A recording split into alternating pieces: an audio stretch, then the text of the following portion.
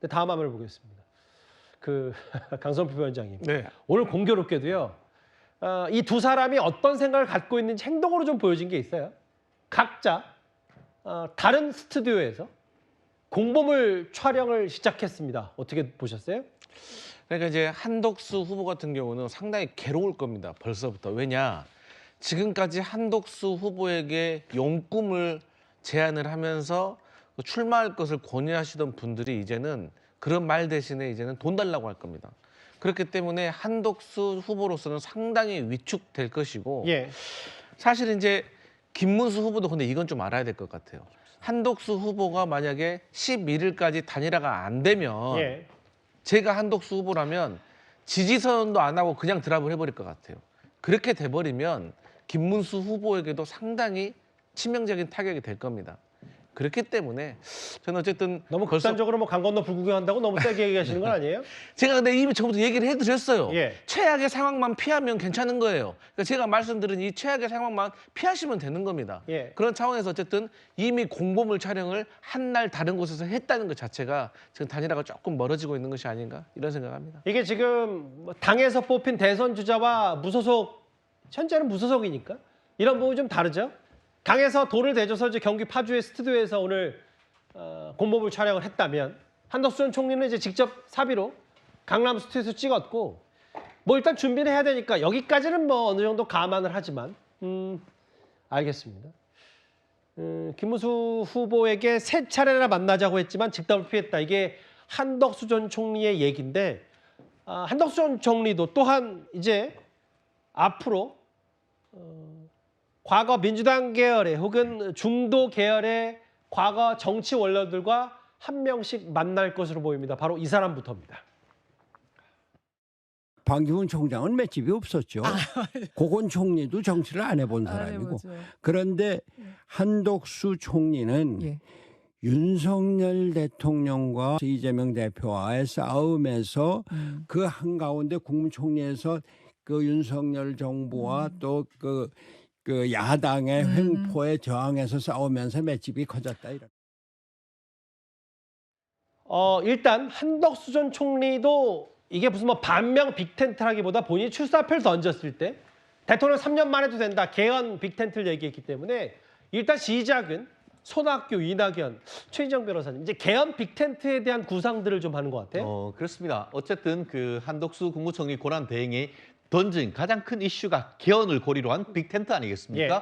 그러면서 나는 3년 당선되면 3년 만에 해서 개헌하고 물러나겠다라고 했습니다. 예. 그렇기 때문에 어쨌든 지금 그 가장 그 지금 핵심 이슈라고 할 수 있는 김문수 그 후보와의 어떤 단일화 이걸 하기 위해서 러브콜을 보냈는데 바로 이 부분이 성사되지 않으니까 예. 그렇다고 하면은 플랜 B로서 지금 빅 텐트를 치는데 같이 도움이 될 수 있는 분들에게 이제 손을 내미는 그런 부분인데요. 예. 어떻습니까? 우리가 돋보기를 해서 불을 붙이려고 하면 포커스에 집중을 해야 되는데 예. 이 핵심에 대한 어떤 집중이 되지 않고 이슈가 지금 자꾸 분산되는 그런 부분이어서 예. 상당히 아쉬운 것 같은데 그렇기 때문에 저는 이럴 때일수록 오히려 더 지금 핵심과 한마디로 김문수 후보와의 어떤 물밑 접촉을 통해서 이번 빠른 시간 내에 가급적 이번 주 내에 아니면 다음 주까지라도 어떤 그 단일화의 로드맵을 만드는데 거기에 조금 더 집중을 해야 되는 것이지 이런 분들 같은 경우에는 지나치게 어떻게 보면 국민의힘 지지자 입장에서는 손학규, 이낙연 이 부분은 민주당에 지금 예전에 있던 세력 아니겠습니까? 예.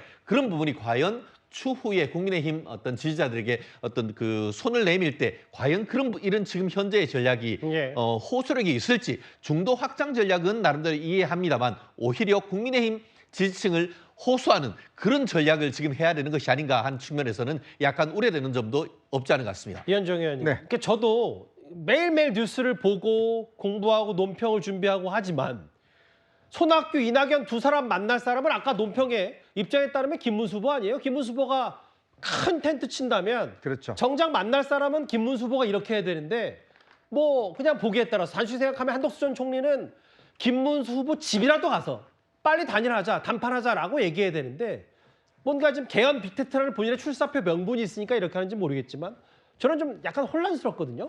그러니까 결국은 한덕수 후보의 정체성이 뭐냐 이 문제에 대한 지금 헷갈리는 상황이에요. 과연 이분이 보수의 대표 주자로 될 수 있나? 지금 만나시는 분들이 다 구민주당 계열의 인사들입니다.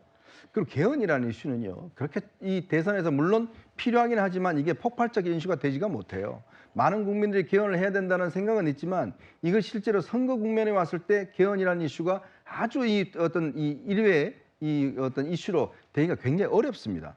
자, 그런 상황에서 저는 이 한덕수 후보가 정치를 이게 전혀 안 해보셨기 때문에 이 지금 보면 한덕수 후보가 뭐 하시는지 잘 모르겠어요. 지금 후보가 나왔는데 그냥 엔전 총리처럼 그렇게 행동을 하고 계시거든요. 그냥 가서 뭐 기자회견하고 인터뷰하고 뭐 이런 행동들 하고 있단 말이에요. 근데 지금 후보는요, 굉장히 그 하루 일정이나 이런 게 빡빡해야 됩니다. 뭔가 예. 지지층들에게 호소하고 사람들을 만나고 다니고 또 자기가 지지해 주는 사람들 만나고 이래야 되는데 지금 뭐 한덕수 후보는 글쎄 아직 뭐 인사하는 법도 제가 볼 때는 익숙하지가 않아요. 그러니까 정치인으로서. 자, 이제 그런 상황이다 보니까 예. 사실은 뭐 한덕수 후보 배후에는 친윤들이 있는 거 아니겠습니까? 근데 이분들이 도대체 무슨 목적으로 자꾸 한덕수 후보를 이렇게 내세웠는지 저는 이해가 잘 안 됩니다. 결국은 보수의 본리로 가는 사람들이 한덕수 후보를 내세워서 하려고 하는 목적이 뭔가? 자, 그런 상황에서 김문수 후보는 사실상 이분은 개헌을 별로 동의하지 않습니다. 제 김문수 후보 같은 경우는 지금 87년 헌법에 대해서 이건 뭐 손대는 거 왜 되느냐라는 데 의문을 갖고 있는 분이에요. 그러니까 이분은 지금 반 이재명 전선을 가장 우선시하고 있습니다. 그게 좀 논점이 다르더라고요. 그렇죠. 달라요. 지금 한덕수 후보는 개헌, 이거는 반 이재명 전선. 그러다 보니까 지금 서로 간의 어떤 이 목표 자체가 다르다 보니까 예. 이게 조합하기가 힘든 거예요.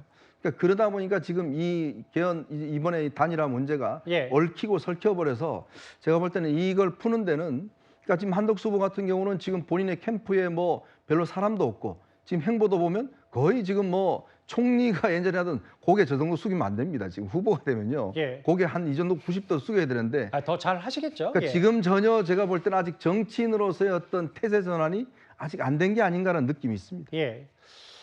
글쎄요, 단일화 국면 시작부터 중대한 문제가 생겼고 김문수 후보 쪽이 뭐 당장 왜 이렇게 압박을 하냐?